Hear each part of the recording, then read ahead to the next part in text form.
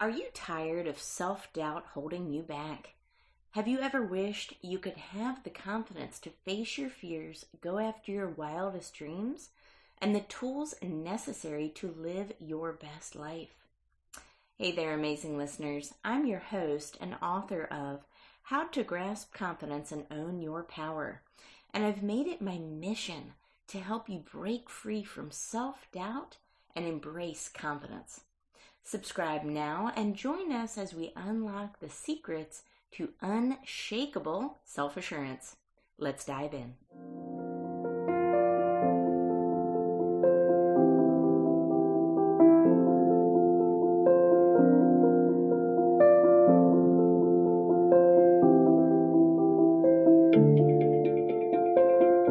When I asked our next guest what his favorite thing was about his work and what he does, his answer, it's not transactional. It's all about relationships and cultivating an environment of mutual trust and accountability with your clients, your teams, and your partners just alike.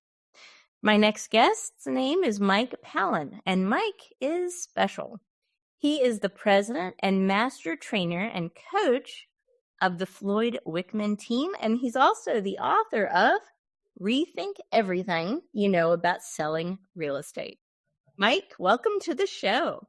Thank you, Tara. It's a pleasure to be here, and I'm kind of new to the author game. You know, I've been doing most of my communicating live, person to person, so to put it into a book and have an author like you with all of your credentials introduce me, that's quite an honor. I appreciate it.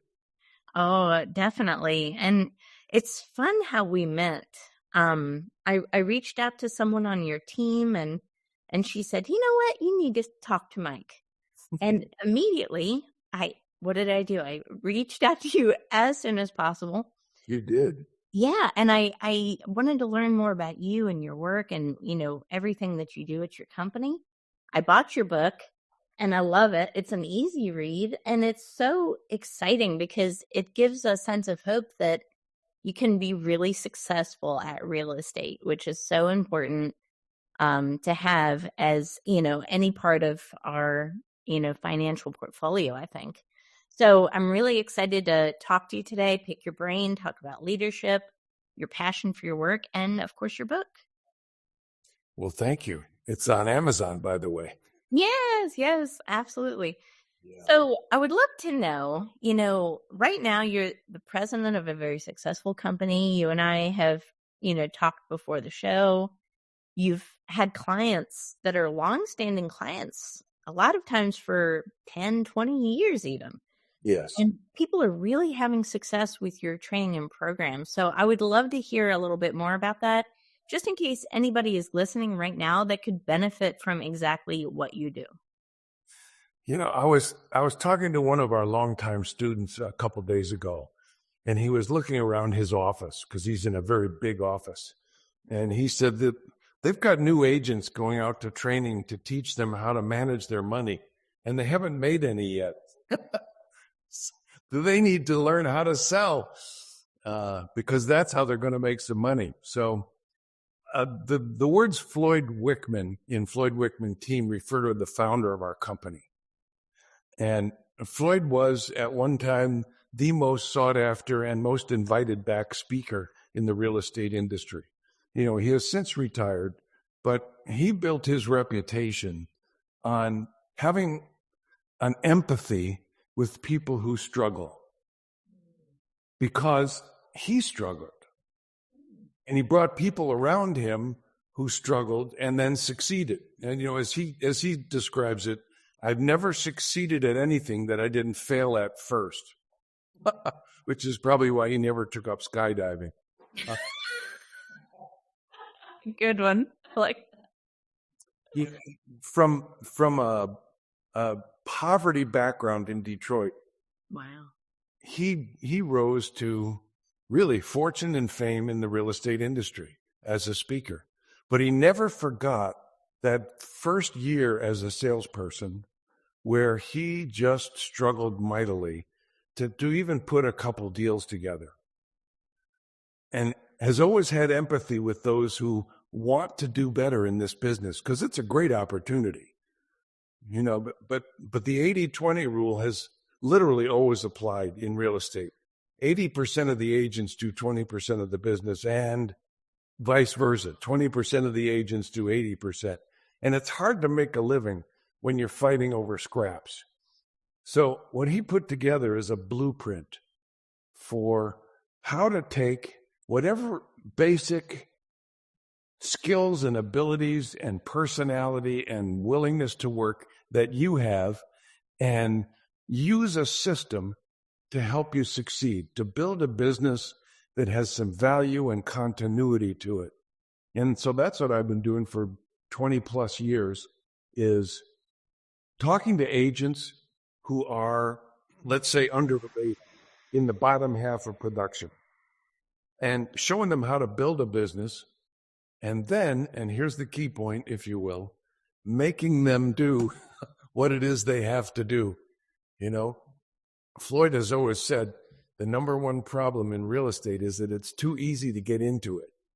The bar's pretty low to get in, and it's too easy to get out of it. And while you're in it, everything's too optional. So what we do with our program is, for a short period of time, we take away the option with mandatory requirements and assignments and accountability and fun, but we teach people how to sell. And that's what changes their fortune. Because once you know how to sell, everything else falls into place. I love that. Well, that resonates deeply. And now, though you and I are not in the same industry, sales is universal. I think about so many of the entrepreneurs that I've met who were terrified of selling, like terrified, would rather crawl into a hole and die than sell to anybody, right? And a lot of times, entrepreneurs in general, we start businesses because we're creative and really good at this one thing, right? Mm-hmm. We start a business and then just assume sales are going to fall into our lap. I'm not really sure. But then we realize how difficult it is sometimes to land a sale, close a customer. You don't even think about a lot of times, do you, Mike, that sales is actually a part of this, and not only a part of it, a huge part of it. And without sales, you don't have a business. Right. And without sales, our country would come to a dead stop. We need salespeople. We need successful salespeople, because that's what makes our economy. That's what fuels it. Small business people, entrepreneurs, and salespeople. Wow, do we ever need them more than ever right now? Yes. And it's so important, but it is, terrifying for a lot of people. But one thing you said that really stood out to me was, Floyd, your founder, how, he grew up in poverty in Detroit. Yes. And a lot of people that grew up with little means, sales is especially difficult for them because maybe they have money blocks they're facing. Maybe it's a mindset thing. Maybe they don't think they're deserving of it. And I've seen a lot of really successful people ask for the bare minimum for a product or service. Yeah. And it breaks my heart. And I relate to that because I grew up in poverty as well. And I climbed my way. But it wasn't easy. I had a lot of things in my way, including money mindset blocks that I had to navigate. What do you think? In your experience as a master trainer and guru of sales, what do you think about that? Does that resonate with you? Have you heard those things before? Well, there's a mindset that needs to change, and you know that. And it doesn't come easily. For instance, our grandparents who went through the Great Depression always had a scarcity mindset. Yes. And the people who were parents during the 50s, after we won World War II, they have an abundance mindset. And if you can change your thinking, who said that? If you change the way you look at things, the things you look at change. Yeah. It's an inner game first. It really is. And the inner game sometimes gets stimulated by your background. Sometimes it gets stimulated by the habits you build right now. We teach our students to say affirmations out loud, and they're not true yet. One of them is, I am a master salesperson. Well, most of them aren't right now, but they aspire to be.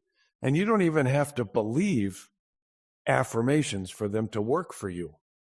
After Floyd had struggled mightily for a year, he had 3 transactions fall apart in one day. And he was ready to either jump off a building or quit real estate. And luckily, a manager from one of his branches heard him and said, Floyd, I want to give you an affirmation, and I want you to repeat this 30 times a day. I want you to write it out, put it on your desk, and put it on the bathroom mirror, and put it in your car so you see it over and over every day. And it said this: I will always be guided to do and say the things that contribute to my success. Anything that happens in my best interest.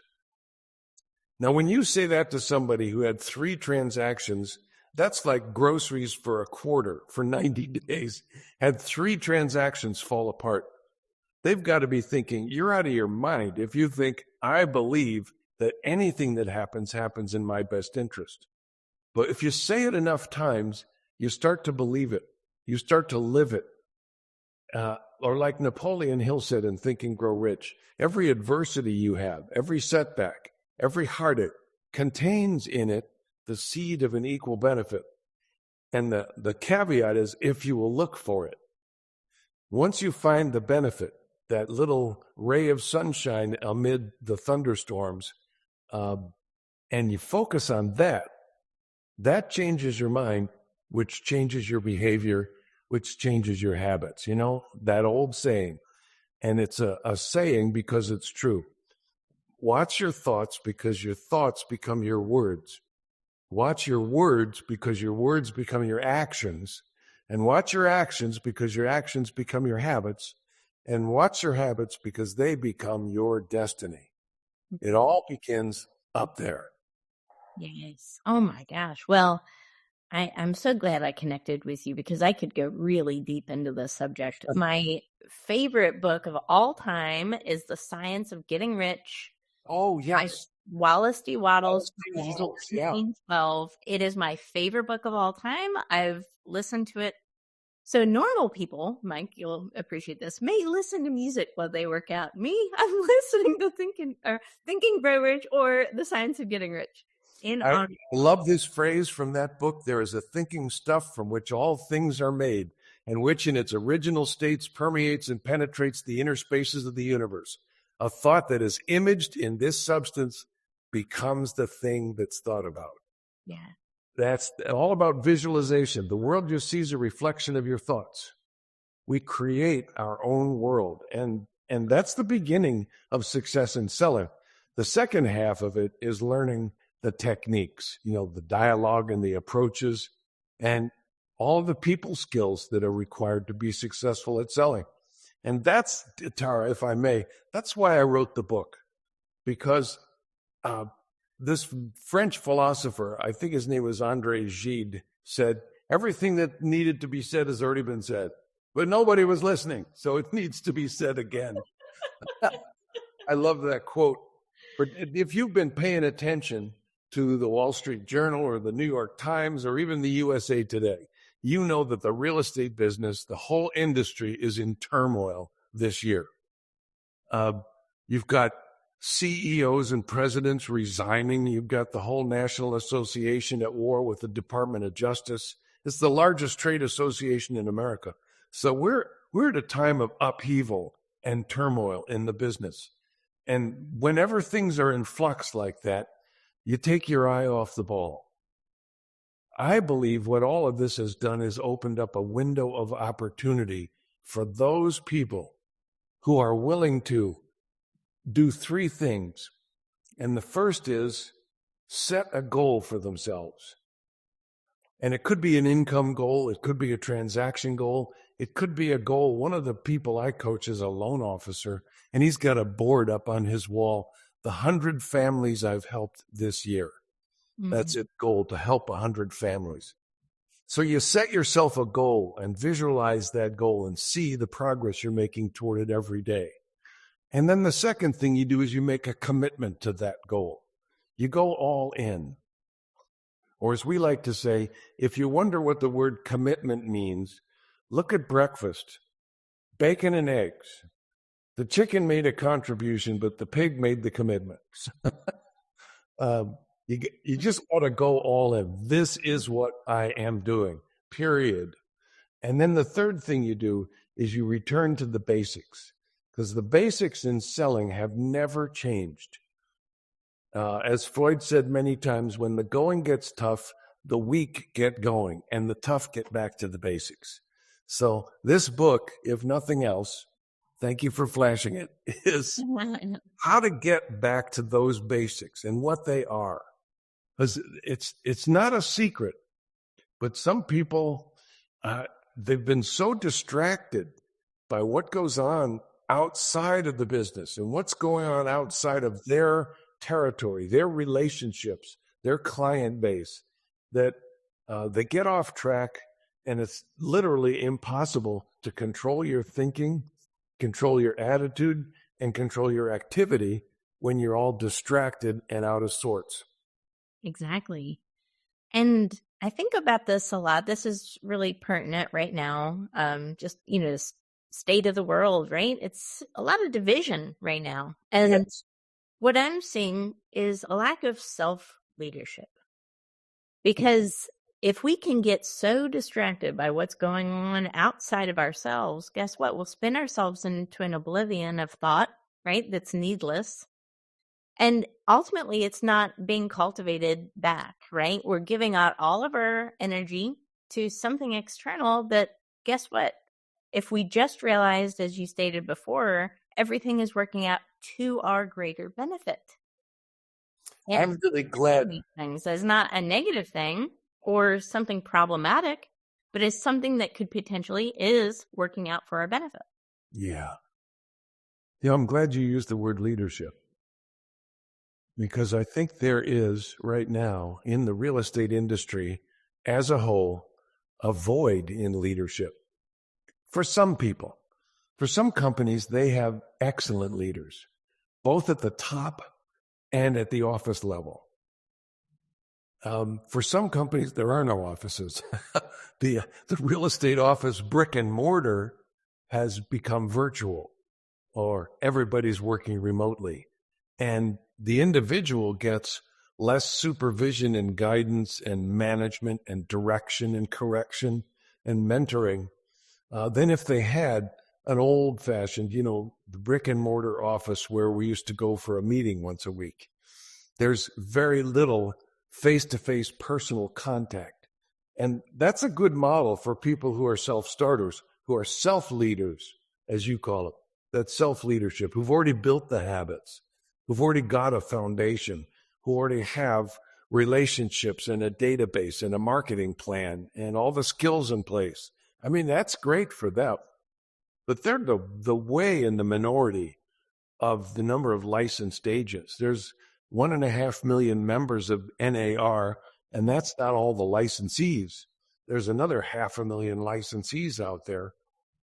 And if you're not getting leadership from the people who are supposed to be guiding you and mentoring you and directing you, it's really hard to develop the habits on your own. I mean, that's why we have a business, because we take the people who are taking the option to fail and give them the habits they need to build the business they want that fuels the life they want.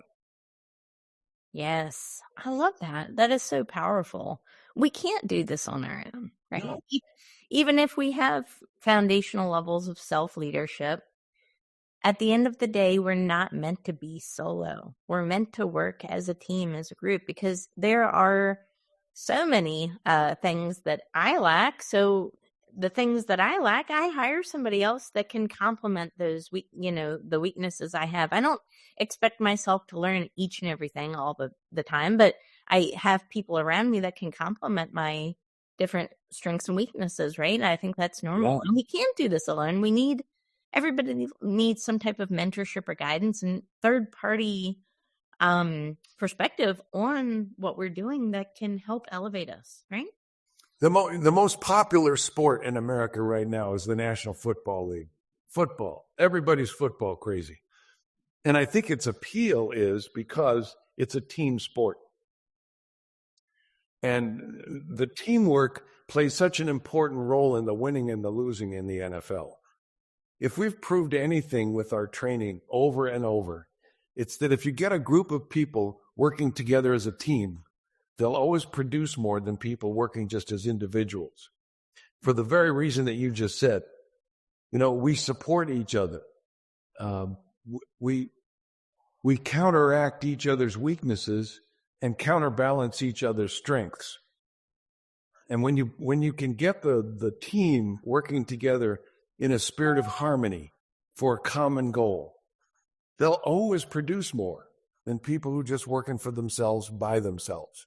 Yes, absolutely. It's so powerful. I want to go back to, we were talking about old stuff, right? We're talking about Think and Grow Rich. We're talking about science and because, the thing of it is, it hasn't changed. It won't change. It's universal law, right? So when we're talking about these older books, Science of Getting Rich, again, 1912, right? Yeah. It's still relevant today. And, right now, the conversation is going a lot more towards this, right? That was obviously very much before its time. But right now, we're learning that there's actually a neuroscience to manifesting. That, positive affirmations, as you say, help create new neural pathways. If we can do these things, we can change our belief system. If we can change our belief system about something, other things can change. Yes. This is really important. This is old knowledge, but it's worth repeating because just like that one quote said, nobody was listening. And I don't think we can hear it enough. And like I said to you before we started the show, I listened to that audiobook that is on replay constantly. Yeah. Because as soon as I heard it, it didn't matter how old it was. All it mattered was it was truth. It's one of our three favorites. The Science of Getting Rich and Think and Grow Rich. And then our third favorite is The Greatest Salesman in the World by Og Mandino. Oh, I love that. And that's a wonderful book. It's got great affirmations for you to read every day. And it changes mindset. Dr. Carolyn Leaf wrote this cool book called Switch on Your Brain. That's the current thinking about brain chemistry and how the brain actually works in conjunction with the rest of the body. And it's also spiritually guided. And the science is there that all of this stuff from time immemorial that we've been taught, even if it's 100 or 1,000 years old, or what's that old book, a couple thousand years old? I forget. That's right. It's all true, right? And it's the reason that's why it's lasted this long.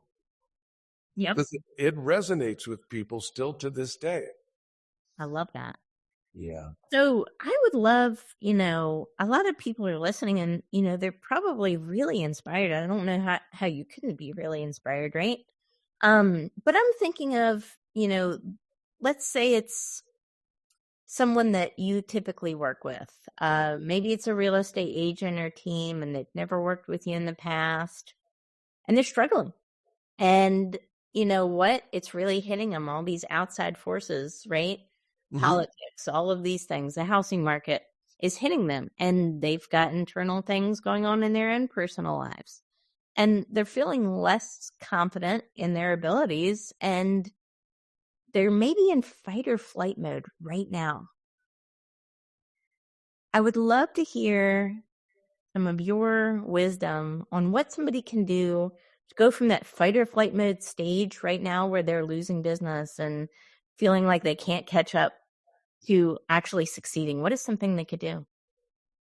Well, it's something they should not do. And that's try to fix it all by themselves. Yeah. Our coaching program for our program graduates, we have a coaching program where people meet once a week.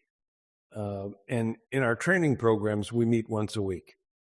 But those who graduate from it carry on with the coaching program because we live in weekly compartments. We think in weekly compartments. We manage our time and our activity on a week-to-week basis. There's a reason why the week ends on Saturday and then starts over on Sunday. It doesn't keep going. There's only 7 days.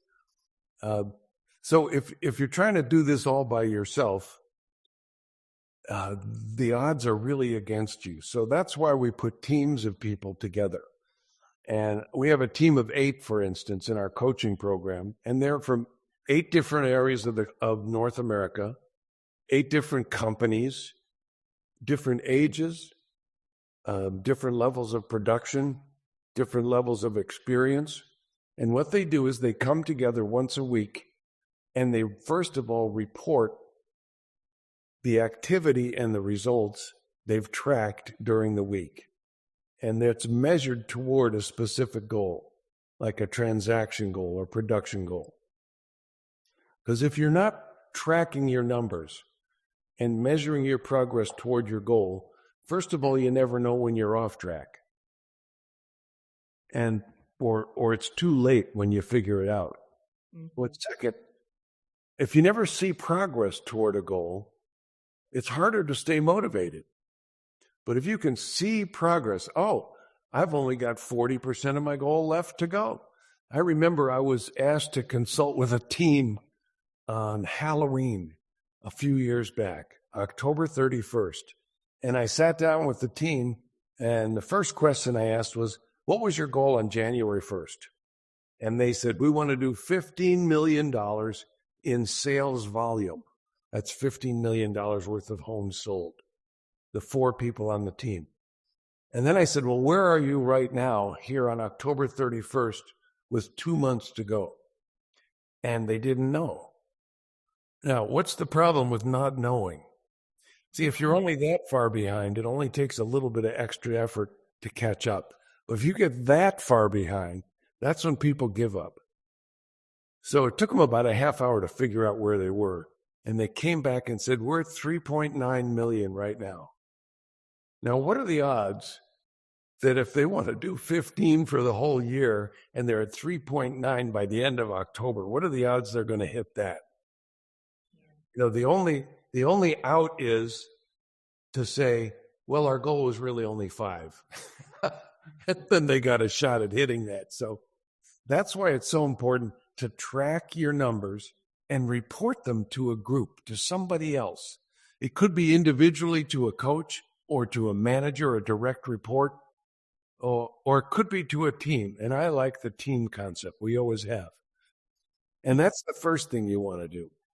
The second thing you want to do is get together once a week with those like-minded people and share your best practices. You'll find something that works for you every once in a while. And if you keep it to yourself, well, it only benefits you. But if you share it with your team, you're benefiting other people. And then the third thing is you're going to have challenges and problems and obstacles pop up all the time. And if you try to solve them all by yourself, I don't think you're getting the most universal perspective on how to do it. So that's why we do a problem-solving exercise every week with every team.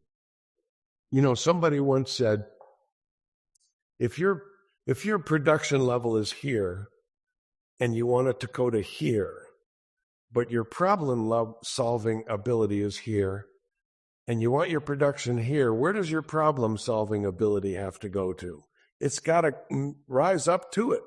Otherwise, your production is going to shrink back to your level of ability to solve problems and prevent problems, by the way. It's like all those people who win the lottery. For the vast majority of them, they end up broke in a relatively short period of time. Because if you're not already a thinking millionaire with millionaire habits and somebody hands you $1 million, chances are you're not going to keep it for very long. So when you can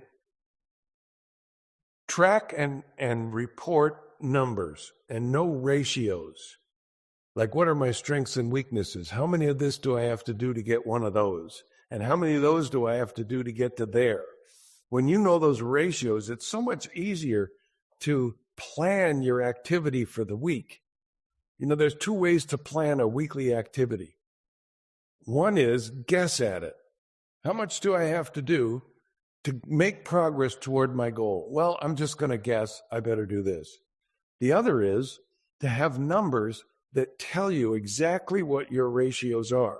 If I have 18 conversations with people about real estate this week, chances are I'll get the 2 leads I need to get the 1 appointment I need. Yep. And if your activity plan is based on guesswork, and what if it's for the whole year? What if your business plan is based on guesswork for the whole year? You know, it's just way too easy to get talked out of it, to rationalize it away, you know?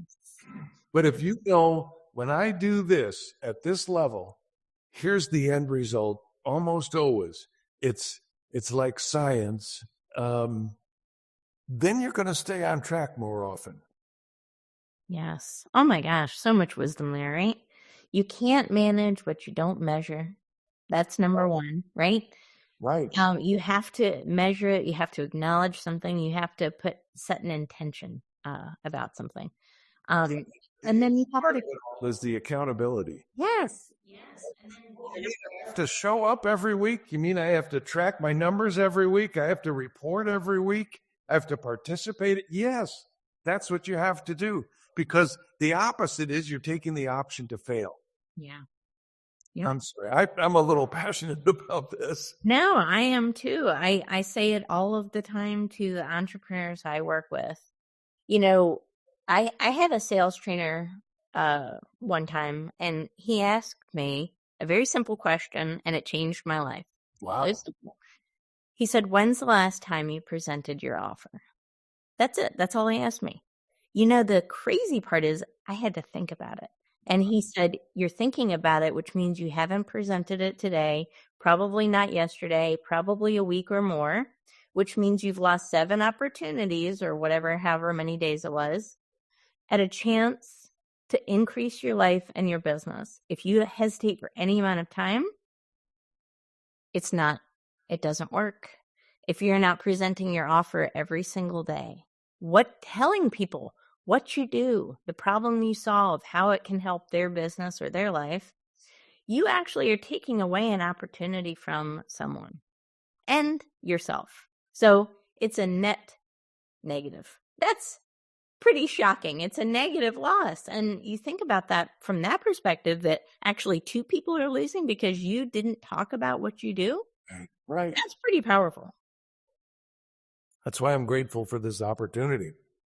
Absolutely. You know, I mean, we all need to talk about it more. And I tell this to people all of the time. Again, if you're not presenting your offer every single day, something's wrong, right?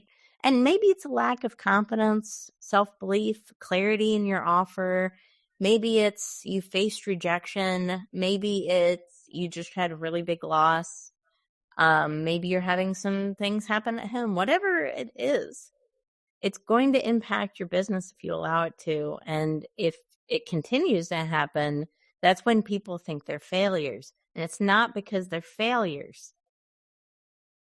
There's a lot of really good, smart people out there that I believe could be so successful if they presented their offer more with confidence. Yeah. I'm glad you said home, because I wanted to add one more ingredient to those who I've observed succeed very well and consistently over long periods of time. And it's balance. Without balance, you burn out. And they have developed what I like to call home field advantage. Speaking of the NFL again, you know.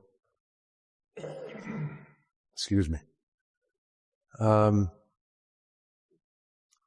believe a healthy family life is not incompatible with successful real estate. or success in selling or as an entrepreneur. But you've heard of the entrepreneurs and the salespeople who grind 7 days a week, 12 to 16 hours a day, and go home to an empty house. We encourage our students to take a full day off every week and get away from the business and get away from the electronic stimulation of the phone and the text and the beep and all that. And that's just the beginning. It's also LFTs, things you look forward to and things your family can look forward to. Because you're going to live out of balance in one area or another of your life. But if you ask your family to live out of balance for too long without a break, without a prize, without something to look forward to, that's when they start second guessing whether or not this is the life they want. So when you set your goals, include your family in them. I'll never forget, we believe in charting progress, obviously. And I used to keep a goal chart on the wall between the garage and the kitchen.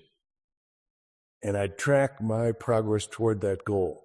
And my son Tim was 15 at the time, and he noticed this chart. And he said, "What's all that?" I said, "Well, that's my goal chart." It was a reverse thermometer, like out on the United Way. And they used to have that giant thermometer in the front lawn. Well, I believe in those because you get to see your progress. And so I told my son Tim all about it. And then he pointed at the very top and said, "Well, what happens when you hit this?" And I said, "That's when you get a car." Oh, that was the day he became my biggest cheerleader. I'm your biggest cheerleader too if the prize is a car, right? Great. So if they know what's the payoff for them, and we've had students who have a goal chart that their kids actually participate in. Every time they do a transaction, they get to put a sticker up on the chart. And when they fill it in, we're going to Disneyland, or Disney World. That's home field advantage.